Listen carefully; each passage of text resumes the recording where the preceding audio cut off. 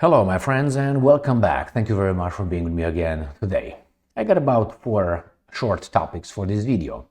The first topic has to do with Trump, who, according to Medvedev, could become JFK.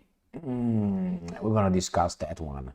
Second topic has to do with the United States of America continuously bringing the freedom and democracy in the Middle East with its nuclear-capable bombers. What do you want? We are original. Then we have the Russians confirming something I said many times before regarding the IMF and the World Bank. They are in the hands of some to promote some interest of those some. Another one, we're going to talk about the US democracy, where you need about $1.4 billion to run for the office of the US president. And the other one, we bring the Russians back and claiming that the petrodollar is coming to an end. Why? Well, you triggered this effect, and now you are going to see the consequences. Here, first one, Russia Today. Trump could become second JFK, Medvedev. Now, I don't think that Medvedev refers to the JFK's policies. I think he refers to the JFK's ending, unfortunately. The deputy chairman of the Security Council of Russia has suggested that should the Republican be elected US president and try to stop the Ukraine conflict, he could be assassinated, according to Medvedev. Should Donald Trump be elected US president and attempt to end the Ukraine conflict in earnest, he could end up sharing the fate of John F. Kennedy, former Russian President Dmitry Medvedev has claimed. He also urged that relations between Washington and Moscow will likely remain highly strained, regardless of who comes on top in Tuesday's presidential election. So, let's discuss this. Let's make a little comparison. I think these guys became smarter now. These guys are the guys behind the whole shit. That is, they don't have to do that. They just make it fake. So you have a president with no power, really no power. Now, JFK in 62, 63 had some power, obviously, so someone did that bad thing. We know it was Oswald. I personally... Anyway, so current situation, they don't have to eliminate that guy in charge because he's not in charge. If Trump gives an order, we have to, get everybody out from Ukraine. We're going to stop the war. Who's going to listen to him? He's going to fire those guys? Okay. Who is he going to assign or put on that place? John Bolton again, Kushner, Ivanka. These were his people. Mark Milley. And I can go on with these guys that he appointed. And now he said, my biggest mistake was appointing these guys. Don't say that, because that tells me that you are what? Almost 80 and you made bad choices. You couldn't figure out people. How in the hell you build your empire? Did you? Or someone else did it for you? I mean, one of the most important things in negotiating, in dealing with people, is understanding the situation, understanding the other person. And, be cool, tough, whenever it needs, and be flexible. That is, adjust to the circumstances. But to adjust the circumstances, you have to understand the circumstances. So all these guys that Trump appointed were wrong, not because they were necessarily wrong. Okay, they were wrong, those guys. But you didn't know that? Oh, once he figured out, he fired them. Why? They didn't listen to him. They did not listen to him. So I don't think that Trump has a problem with that. And for me, since you ask me, there you go. So we see that little gap over there. It looks better. Since you ask me, I don't think that Trump will end up that way. Why? Because he's doing the bidding of the guys who had a little problems with Kennedy in 1963 because Mr. Kennedy wanted to inspect certain sites in the Middle East, if you remember correctly. Remember that one? And Trump is all their boy. Trump is all for those guys. Trump will continue doing what he does best in the Middle East. Why? Yes, sir. That means he's safe. Now, the military-industrial complex don't have to. All right? And another Oswald can appear around, but since Trump will do what those guys want him to do, and he will do that 100%, they will be taking care of him. No Oswalds will be around. You can say, well, look what happened over there with those guys, with that guy who tried to assassinate him. Well, that's one example. I agree with that, but I don't think Medvedev referred to a lone wolf because I don't think he falls for that garbage. Again, Medvedev thinks that the military-industrial complex did the job on the other guy. That's what he thinks. At whose orders? We're going to talk when we're going to have real freedom of speech. Until then, we have to speak like that. All right, let's go to the next topic.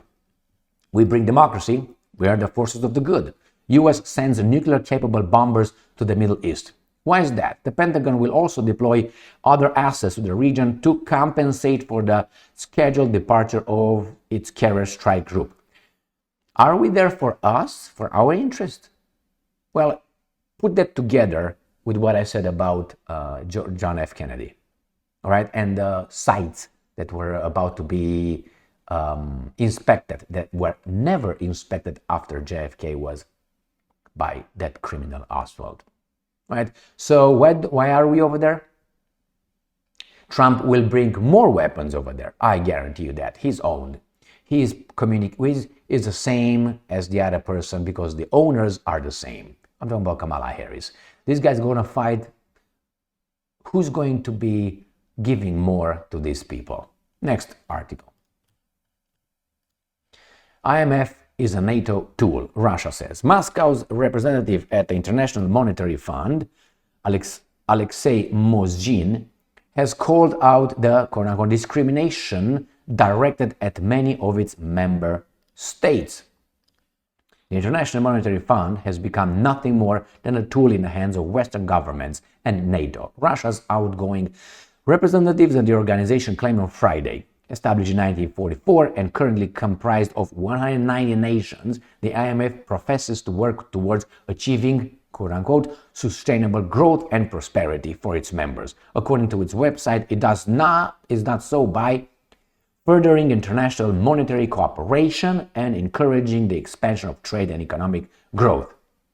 I don't think that is the case. And let's see what this guy says. Speaking to RIA Novosti, Mozhin alleged that, and I'm quoting, the fund has turned into a financial appendage of NATO, as well a conduit and a tool for Western countries' foreign policies. He went on to cite support, quote-unquote, discrimination directed at a lot of members without specifying any.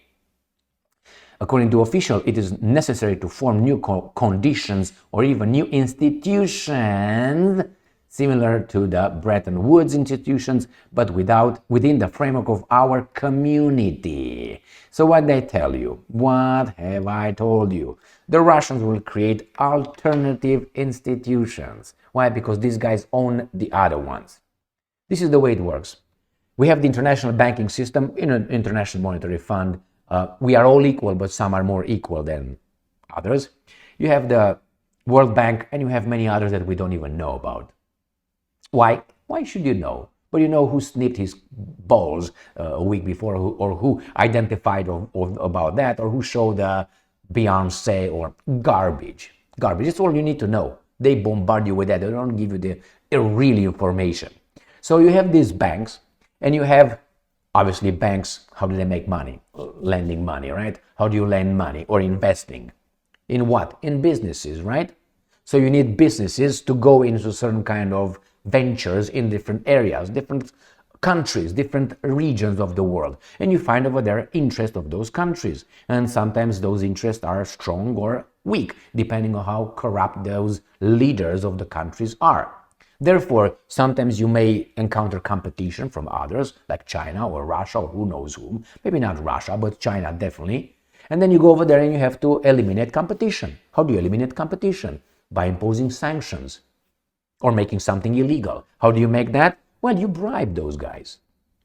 And you make, okay, I'm going to bring you this. But if you can't outbid the guys, let's say the Chinese, what do? Well, you find some little irregularities, some human rights violations in those countries, right? How do you find that? Through our intelligence services and our NGOs and our politicians. And then they will activate our military to go there, clear the room, and then our businesses are going to take over, and the banks could invest greatly. We're going to make a profit. We took over with our military, our taxpayers' money.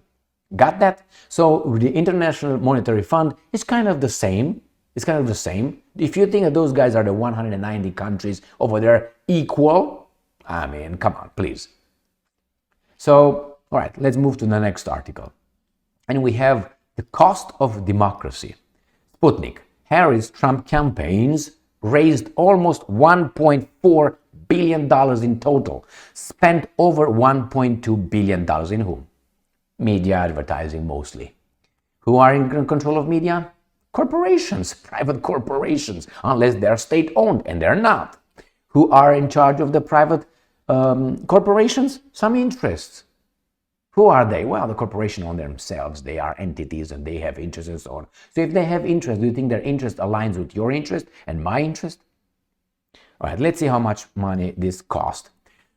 The campaign to elect Democrat Kamala Harris as U.S. president has raised almost $1 billion, while her Republican rival Donald Trump has raised just under $400 million, according to open data and calculations by the U.S. media based on statistics from the Federal Election Commission. Now, if it's almost $1 billion and the other guy is not even half of it, or let's say half, is because why? Because the people donated, you think? Or because, I don't know, how do you call those guys? JP Morgan and Goldman Sachs gave some money here and there. According to the Federal Elections Commission, as of mid-October, almost all of the funds raised have been spent. Harris spent has $118 million left, while Trump has $36.2 million left. Thus, the candidates have spent more than $1.2 billion in total. In the final stage of the race, Harris was outraising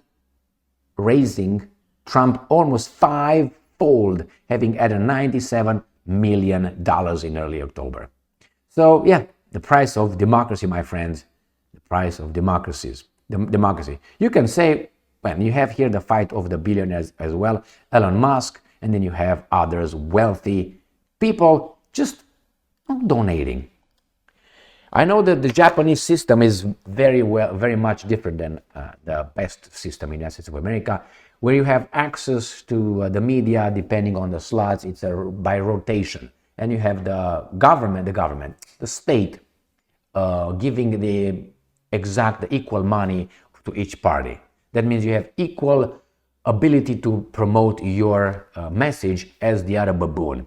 If you have someone who's going to say, Emil, I'm going to give you, I'm just exaggerating, $1 billion. Okay, I'm going to give you two different ways, PACs and all that. I will give you $1 billion, but you know what I want? I want you to take care of Iran so we can take its resource. No, I want to take care of Venezuela. And we're going to take care of Venezuela. We're going to take the biggest known resource of oil on this globe. Will you do that? $1 billion, bring it on, baby doll.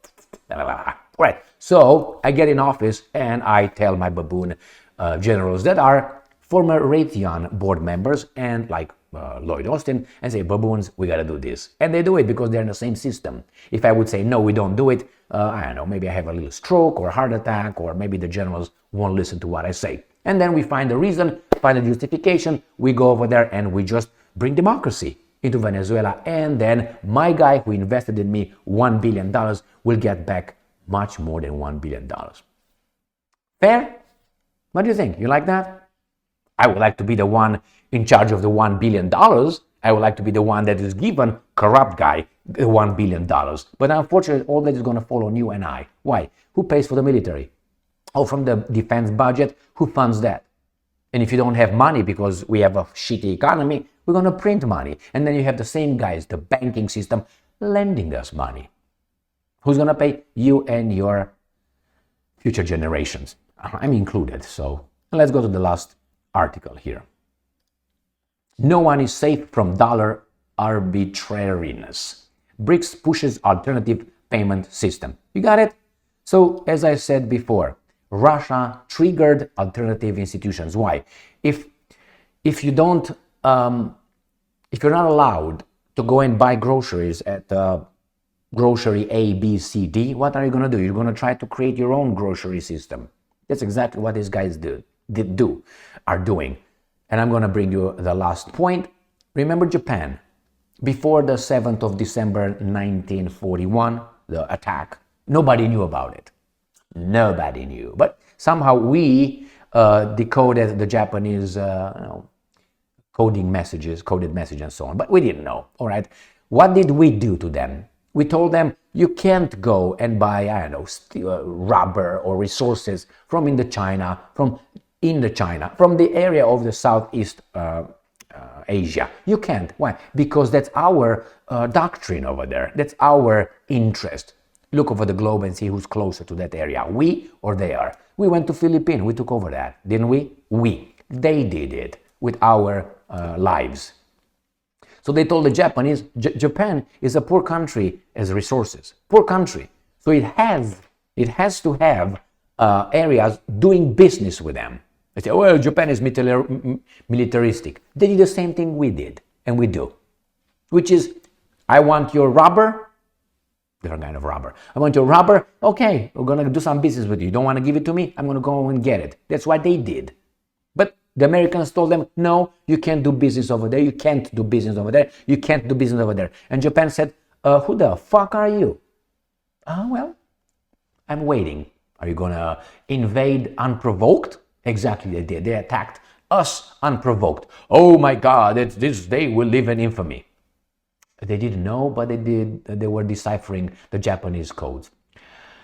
My friends, that's just a theory that we knew what they were talking about and so on. So if you tell me that I cannot go over there and buy my groceries from any store, and I have to go, I don't know, 3,000 miles to buy mine, what do you think I'm going to do? I'm going to wait for you if I'm weaker in a dark alley, and I'm going to queue up. And then if I don't knock you out, then I get Japan's treatment. So Crimea River, the same thing here. These guys try to do the same thing with Russia. Sanction them, sanction everybody who would do business with Russia, destroy their ruble, kick them out of SWIFT. We're going to have these guys collapse. And the Russians said, I don't think so. And we have Ukraine war. Because these guys said, no, we're not going to back off Ukraine. What are you going to do? Well, I'm going to attack Ukraine unprovoked, like the Japanese. Thank you very much for being with me again today. Stay strong, stay smart, look for the truth, and be just.